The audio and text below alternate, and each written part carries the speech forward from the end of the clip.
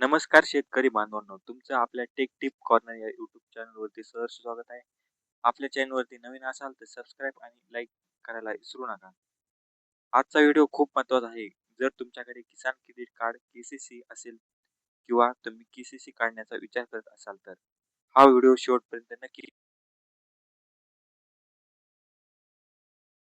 थेट शेतकऱ्यांच्या फायद्याचे आहे. दिनांक 12 February 2026 reserve bank of India कडून अधिकृत प्रेस रिलीज केली आहे. आरबीआयने सांगितले आहे की आता किसान क्रेडिट कार्ड योजना अधिक सोपी, एकसमान आणि आधुनिक केली जाणार आहे. याचा फायदा छोटे शेतकरी, मध्यम शेतकरी, दीर्घकालीन पिके घेणारे शेतकरी सगळ्यांनाच होणार आहे. नेमकं किसान क्रेडिट कार्ड म्हणजे काय?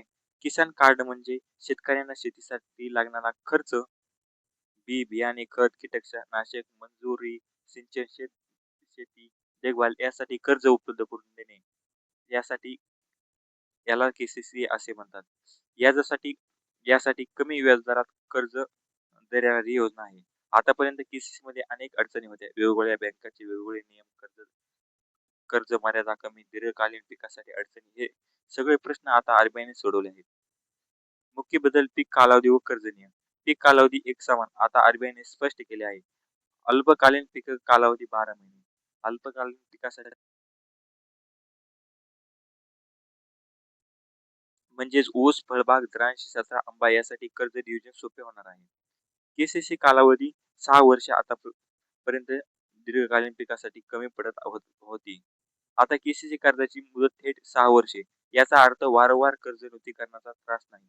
आपण जर एकदा कर्ज घेतले तर आपल्याला 6 महिन्यांनी फेडले तर 6 महिन्यांनी आपल्याला काही गरज नाही. 6 वर्षांनी आपल्याला फेडले तरी चालेल. आर्थिक ताण कमी होईल, दीर्घकालीन शेतीला आधार होईल.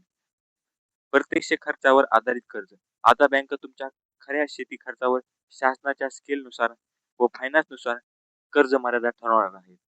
त्यामुळे तुम्हाला कर्ज घ्यायला सोयीस्कर जाणार आहे. आधुनिक शेती खर्च सामर्थ्य परीक्षण, सॉइल टेस्टिंग, रिअल टाइम हवामान अंदाज, सेंद्रिय शेती प्रमाणपत्र, चांगल्या शेती पद्धतीचा खर्च, या सुद्धा खर्चाचा केसीसी साठी उपयोग केला जाणार आहे. शिवाय शेती उपकरणे, दुरुस्ती व देखभालीसाठी 20% अतिरिक्त कर्ज घटक मंजूर करून देण्यात आले. हा नियम कोणत्या बँकांना लागू आहे? बँक असते ती, रुरल कोऑपरेटिव्ह सोसायटी बँक, आपल्या म्हणजे जवळपास सगळ्या बँकांमधील केसीसी धारकांना फायदा होणार आहे. सूचना आहे. आरबीआयने सांगितले आहे की 6 मार्च 2026 पर्यंत शेतकरी, संस्था, सामान्य नागरिक आणि आरबीआय कडे नोंदवू शकतात. मित्रांनो, हा निर्णय शेतकऱ्याच्या इतिहासातील महत्त्वाचा टप्पा आहे. जर तुम्हाला व्हिडिओ उपयुक्त वाटला असेल तर लाईक करा, शेअर करा, चॅनलला सबस्क्राईब करा. अशा सरकारी योजना, GR अपडेट, केसीसी माहितीसाठी आपल्या टेक टिप कॉर्नर या YouTube चॅनलला सबस्क्राईब करा.